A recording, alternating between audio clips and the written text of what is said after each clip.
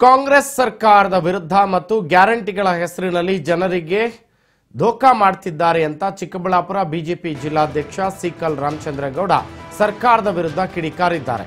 ಸದ್ಯ sickle ರಾಮಚಂದ್ರಗೌಡರು Chikkaballapur BJP ಜಿಲ್ಲಾಧ್ಯಕ್ಷ ಆದ ನಂತರ ತಮ್ಮ ಕಾರ್ಯಕರ್ತರು ಮುಖಂಡರೆಲ್ಲ ಸೇರಿಕೊಂಡು ಹುಣಸೇನಹಳ್ಳಿಯಲ್ಲಿ ಅಭಿನಂದನಾ ಸಮಾವೇಶ ಮತ್ತು ಸಂಘಟನಾ ಪರ್ವ ಕಾರ್ಯಕ್ರಮಕ್ಕೆ ಆಗಮಿಸಿದ್ದು ಅಲ್ಲಿನ ಬಿಜೆಪಿ ಮುಖಂಡರು ಸಿಕಲ್ ರಾಮಚಂದ್ರಗೌಡ ಅವರನ್ನ ಬೃಹತ್ ಗಾತ್ರದ ಹೂವಿನ ಹಾರದೊಂದಿಗೆ ಪಟಾಕಿ ಸಿಡಿಸಿ ಹೂ ಚೆಲ್ಲುವ ಮುಖಾಂತರ ವಿಜೃಂಭಣೆಯಿಂದ ಬರಮಾಡಿಕೊಂಡಿದ್ದಾರೆ.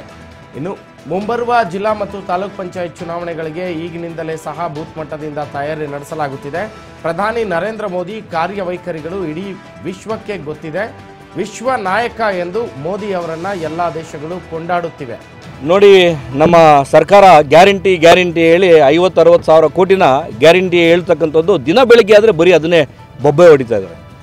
ಆದರೆ ಯೂರಿಯಾ ಬೆಲೆ ಒಂದು 1500-600 ರೂಪಾಯಿ ಇವತ್ತು ನಮಗೆ ಕೊಡ್ತಾರೆ, ರೈತರು ಕೊಡ್ತಾ ಇರ್ತಕ್ಕಂಥದ್ದು ಬರೀ 280 ರೂಪಾಯಿ. ಅದನ್ನು ಕರೆಕ್ಟಾಗಿ ಶೇಖರಣೆ ಮಾಡಿಕೊಂಡು ಜನರಿಗೆ ಹಂಚಿದ ಕೆಲಸ ಮಾಡ್ತಕ್ಕಂಥದ್ದು ಮಂತ್ರಿಗಳು ಎಲ್ಲ ಪೂರ್ತಿ ರಾಜ್ಯದಲ್ಲಿ ವಿಫಲ ಆಗಿದ್ದಾರೆ, ಅಧಿಕಾರಿಗಳು ವಿಫಲ ಆಗಿದ್ದಾರೆ. ಸಾಕಷ್ಟು ಎಷ್ಟು ಬೇಕೋ ಅಷ್ಟು ಕೇಳಿದ್ರೆ ಕೇಂದ್ರದ ಕೊಡ್ತಕ್ಕಂಥ ಕೆಲಸ ಮಾಡ್ತಾರೆ. 2 ಲಕ್ಷ ಕೋಟಿ ಮೇಲೆ ಸಬ್ಸಿಡಿ ಕೊಡ್ತಾಯಿದ್ದಾರೆ.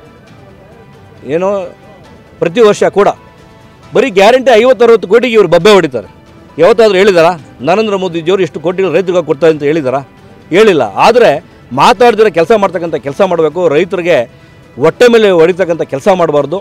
ಇನ್ಮೇಲಾದರೂ ಇರ್ತಕ್ಕಂಥ 2.5 ವರ್ಷ ರೈತರ ಕೆಲಸ ಮಾಡಬೇಕು ಅಂತ ಈ ಒಂದು ಸಂದರ್ಭದಲ್ಲಿ ಹೇಳ್ತೀನಿ. ಸರ್, ಶಿಡ್ಲಘಟ್ಟದಲ್ಲಿ ನಮ್ಮ ಮುಖಂಡರ ಮನೆಗೆ ಹೋಗಿದ್ದೆ.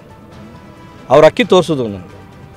ಅವ್ರ ಅಕ್ಕಿ ಕೂಡ ಅದಕ್ಕೆ ಅನ್ನ ಮಾಡಿ ಹಾಕಿದ್ರು ಅದು ಸರಿಯಾಗಿ ತಿಂತಾಯಿಲ್ಲ. ಏನು ಮಾಡ್ತೀಯ ಯಾಕೆ ಅಂತ ಹೇಳಿದ್ರೆ ಅವರು ಮೊಟ್ಟೆ ಅದನ್ನು ಮಿಕ್ಸ್ ಮಾಡಿ ಹಾಕ್ತಾಯಿದ್ರು. ಕಳಪೆ ಅಕ್ಕಿ ಕೊಡ್ತಾಯಿದ್ರು. ಅದನ್ನು ಕೊಡಬಾರ್ದು. ಕೊಡ್ತೀವಿ ಅಂತಕ್ಕಂಥ ನೆಟ್ಟಿಗಿರ್ತಕ್ಕಂಥ ಅಕ್ಕಿ ಕೊಡಬೇಕು. ಜನರು ತಿಂತಕ್ಕಂಥ ಅಕ್ಕಿ ಕೊಡಬೇಕು.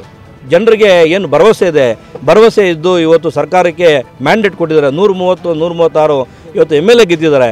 ಕಾಂಗ್ರೆಸ್ ಸರ್ಕಾರ ಇರೋ ಮುಂಬರೋ ದಿನಗಳಲ್ಲಾದರೂ ಮುಂದೆ ಯಾವುದೇ ಕಾರಣಕ್ಕೆ ಬರಲ್ಲ ಬಿಡಿ, ಅದು ಬೇರೆ ಪ್ರಶ್ನೆ. ಅಟ್ಲೀಸ್ಟ್ ಈಗಿರ್ತಕ್ಕಂಥ ಮುಖ್ಯಮಂತ್ರಿಗಳು ಗಮನ ಹರಿಸಬೇಕು. ಅಕ್ಕಿ ಯಾವ ಕ್ವಾಲಿಟಿ ಕೊಡ್ತಾ ಇದ್ದಾರೆ, ಏನು ಕೊಡ್ತಾ ಇದ್ದಾರೆ ನೋಡಬೇಕು.